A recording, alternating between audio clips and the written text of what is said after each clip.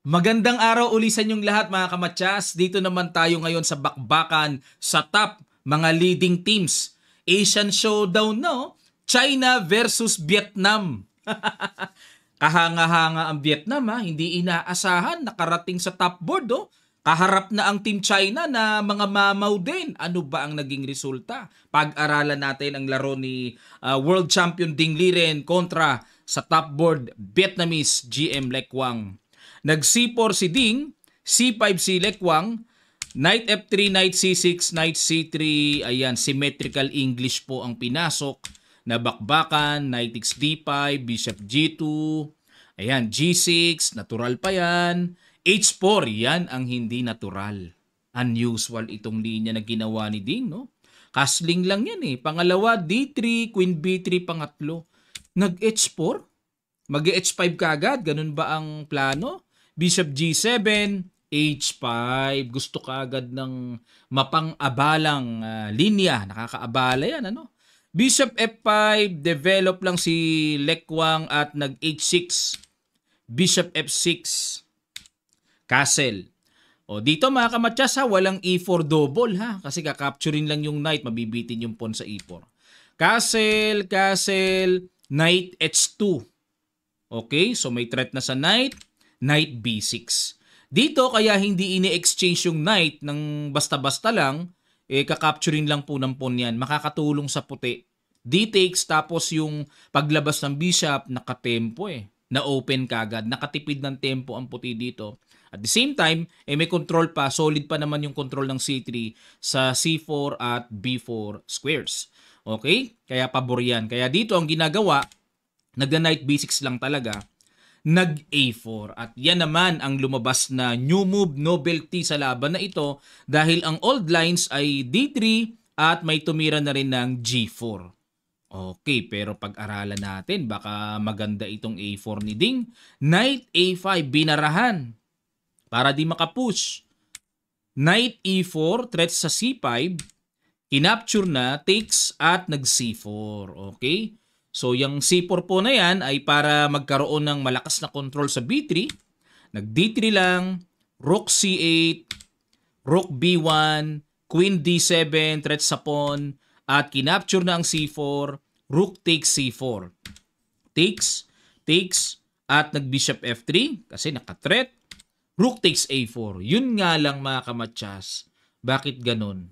Napingasan lang ng isang po ng ganun-ganun lang May compensation ba? Knight G4, Knight B3. Pero paangat ang evaluation bar ng puti, ano? May waga, chess Rook D1, tineret ang knight, Knight E5, at kinapture, capture, Bishop G5, threat muna sa pawn, Knight D4. Okay, kung capturein yun, Rook E8 lang, pero may capture sa F3, no? Bishop takes B7, Rook B8, at nag-Bishop F3, F6, Bishop E3, at kinapture na. Okay, so dito po ay maliwanag na endgame na ito. Weak ang B po ni Ding. Bishop D6. Ayan. Bakit naman hindi kinapture yung pawn sa B2? Na tipong parang kuha lang yan Takes. Ito kasi mangyayari. Ha, talaga? Kala ko check doon. Ang gusto ng computer, rook dito lang. Ganun lang. Tapos magbi-Bishop C3, Rook D7, Bishop B4. Simple lang ang gusto. Kasi kung ako, parang iniisip ko dito kung ako puti mga kamatyas, gusto ko ng chicken Pagkaangat doon, sabay punta doon at makuha yung H7. Pero mag-F5 lang daw, ay oo nga. Pag kinapture ito, may King F8. Na yung tore ay makukulong dyan. Naku to, das yun pala ang lalim nun. Trap pala yung H7 na yan, no? Walang magagawa pala dito ang white rook kung papaanong tatakas. Samantalang pag alis ng tore, magpupush-push na yan po na yan. Ayun. Yan ang mga mahiwaga sa chess mga kamatyas. Tipong parang nakakain ka na pero marirealize mo kulong pala tore mo, di na makakaalpas. Di makakawala, no? Okay.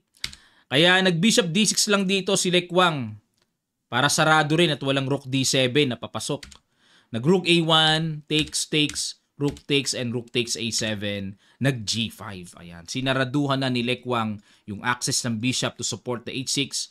At ang plano dito na nakikita ko king f7, king g6, ilalabas makukuha yung pawn eh. Overextended eh, no? Check, king f7, f4, ayan, para piliting makapunit. Pero may king g6 eh.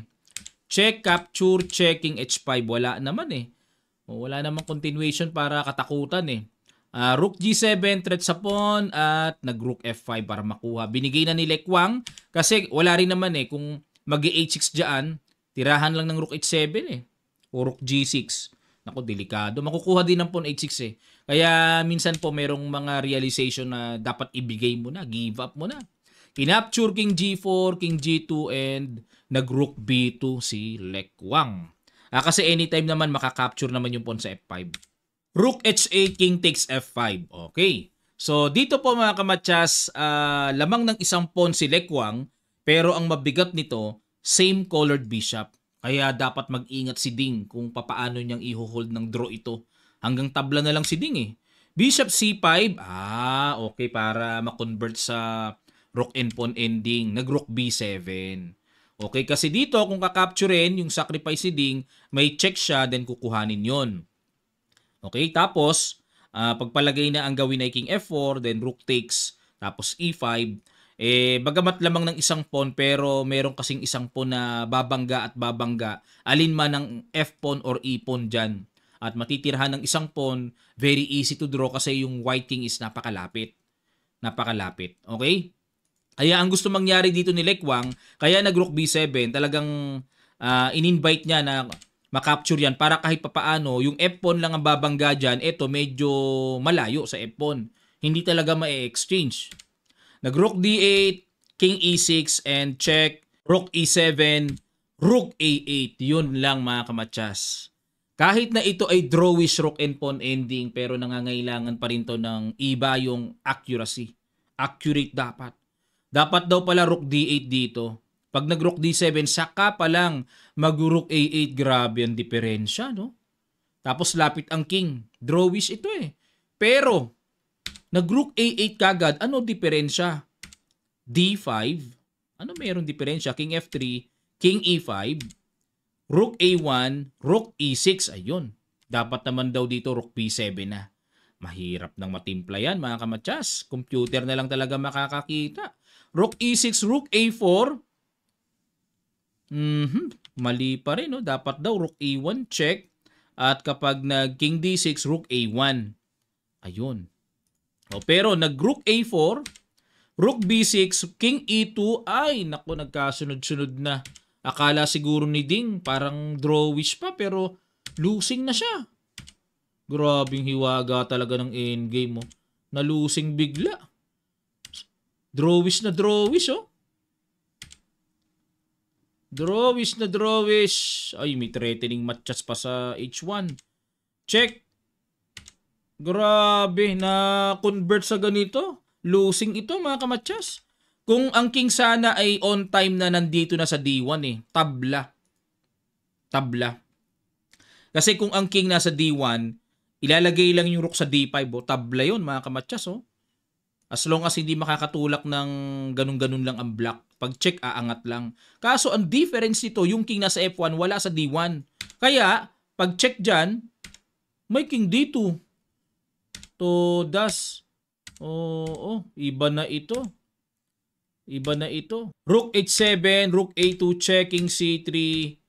Ayun ang nangyari.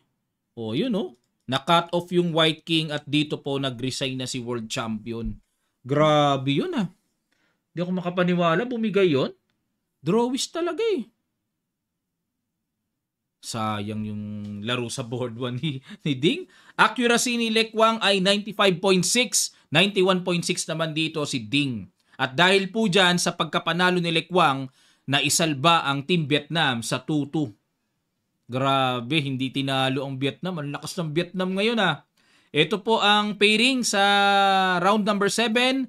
Again, pinakita ko na po ito kanina, pero pakita ko uli sa ating previous posted video. Nasa YouTube lang po natin.